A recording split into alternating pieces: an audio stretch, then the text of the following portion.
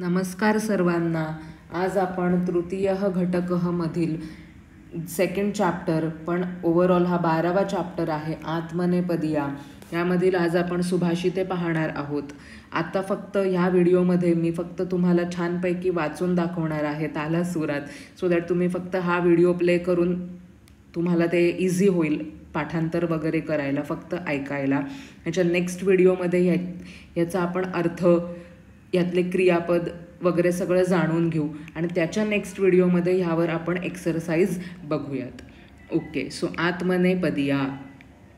अपूर्वः कोऽपि कोशोऽयं विद्यते तव भारती, व्ययतो वृद्धिमायाति क्षयमायाति संचयात्.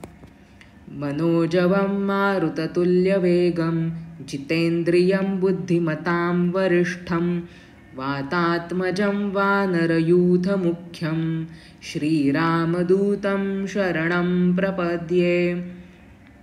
कुसुमं वर्णसम्पन्नं गन्धहीनं न शोभते, न शोभते क्रियाहीनं मधुरं वचनं तथा. शतेषु जायते शूरः सहस्रेषु च पण्डितः, वक्ता दशसहस्रेषु दाता भवति वानवा. लोभाविष्टो नरो वित्तं वीक्ष्यते न तु सङ्कटं, दुग्धं पश्यति मार्जारो न तथा लघुडाहतिम्. अपारे काव्यसंसारे कविरेकः प्रजापतिः, यथास्मै रोचते विश्वं तथा वै परिवर्तते. वनस्पतेरपक्वानि फलानि प्रचिनोति यः, विन्दते नरसं तेभ्यः बीजं चापि विनश्यति. न देवो वर्तते काष्ठे न पाषाणे न मृण्मये, भावे हि विद्यते देवः तस्माद् भावो हि कारणम्. ओके, सो अशा प्रकारे आपले हे 8 सुभाषित आहेत.